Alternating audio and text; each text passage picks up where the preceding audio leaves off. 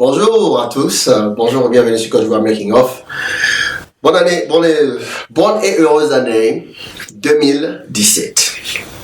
L'année n'a pas bien commencé pour nous en Côte d'Ivoire.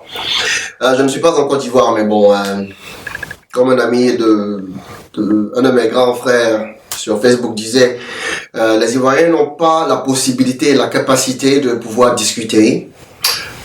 Et c'est vrai, nous avons des difficultés à nous comprendre. Nous avons des difficultés à tenir des propos en personne civilisée. Nous avons des difficultés à discuter.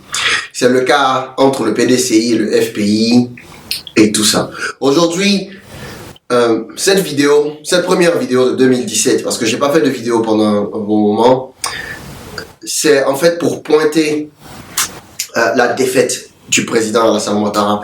Beaucoup de gens vont dire que je ne sais pas de quoi je parle, mais ça c'est encore, comme mon ami le disait, c'est la capacité aux Africains, surtout aux Ivoiriens, de pouvoir discuter sans insulter. Et la preuve, vous verrez dans les commentaires en bas comme ce que les gens diront, surtout s'ils sont du Nord. Il y a une chose que je vais vous dire aussi. Moi, je m'appelle Adama. C'est pour ça qu'on appelle cette chronique d'Adams. Mais il y a une chose que j'aime faire, c'est que quand il y a quelque chose à dire, je dis. Je ne prends pas parti. Voilà, aujourd'hui, nous allons dépenser environ 45 milliards de francs CFA pour faire plaisir aux militaires. En même temps, le problème ne se situe pas dans les 45 milliards qui vont être dépensés.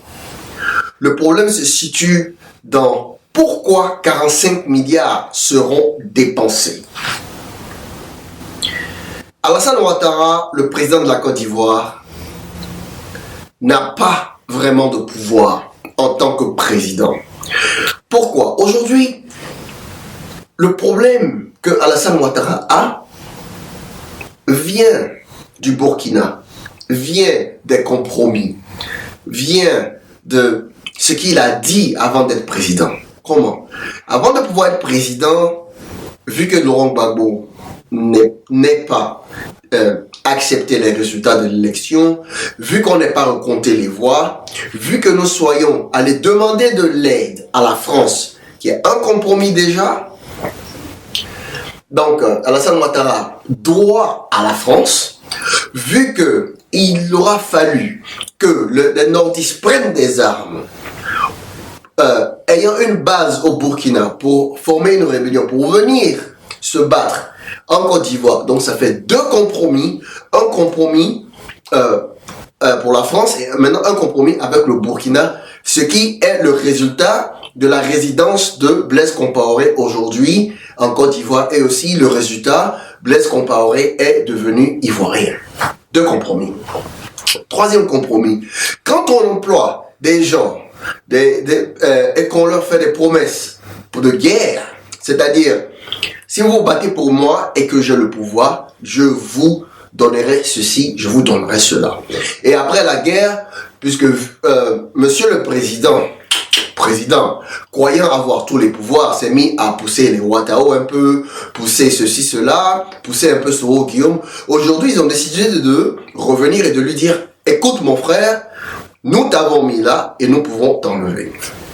Il y a une preuve à ce propos parce que il y a eu un leak, comme vous savez, quelqu'un a mis quelque chose sur le net là, qui était proche du porte-parole de la politique ivoirienne, sans donner son nom, a dit quelques jours avant la réélection de Soro Guillaume que tous ces problèmes-là venaient parce que certaines personnes n'étaient pas contentes et voulaient des postes de haut niveau, voulaient être votées et remis dans certaines positions. Ce qui a forcé même la dissolution du gouvernement et redonner des positions à des personnes. Ça fait 3 et 4 encore.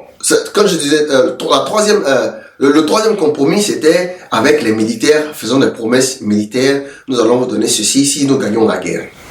4, nous avons les chefs de guerre. Ces militaires, les petits militaires là, ils ont leur argent. Mais les chefs de guerre, ils ont leur position, ils ont leur argent.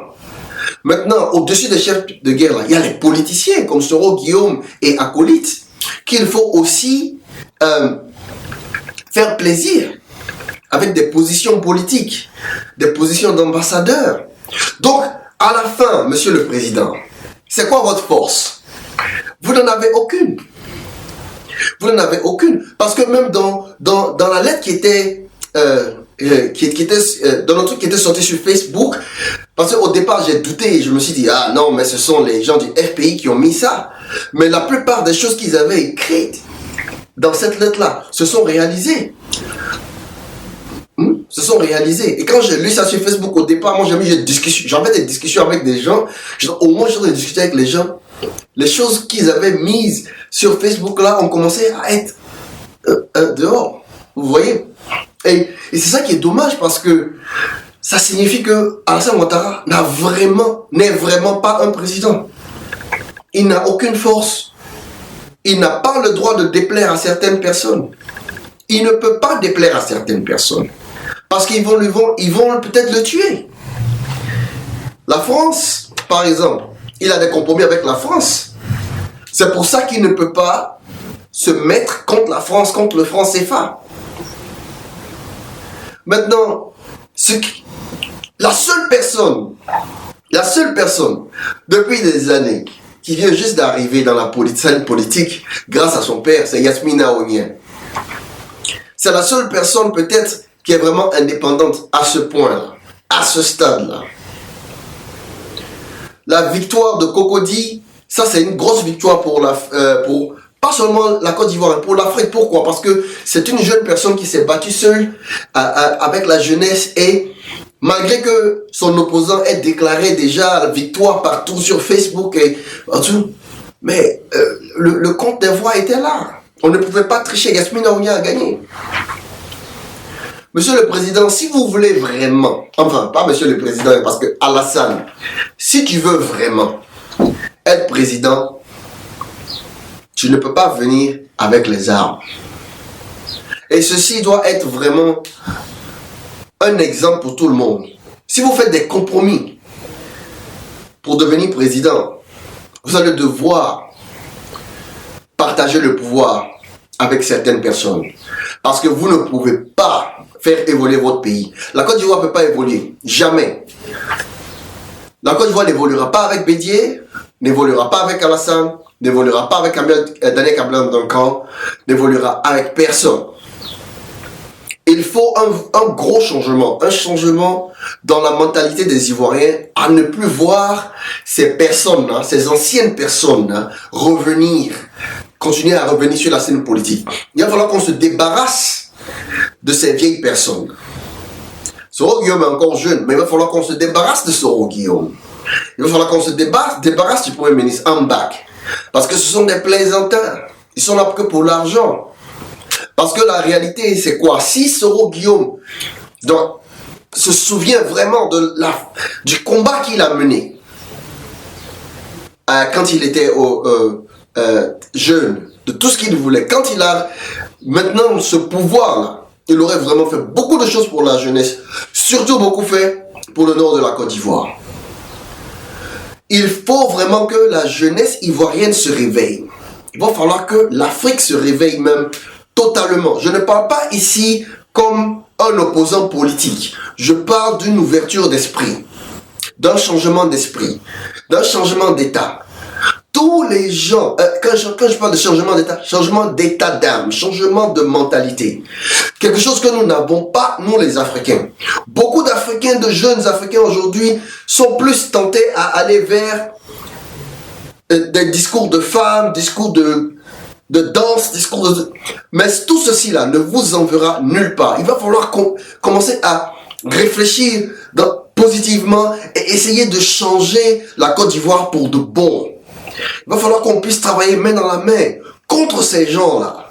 Quand je dis contre ces gens-là, c'est pas avec les armes, c'est pas avec tuer les gens. C'est une façon de penser. Une façon de penser, une façon de travailler contre l'injustice que ces gouvernements-là ont envers nous.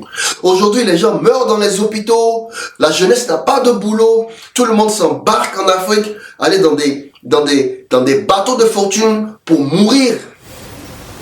Et tous ces gens-là sont à l'aise. Il va falloir commencer à réfléchir, la jeunesse africaine. Réfléchissez et changez votre destin. Bonne et heureuse année 2017.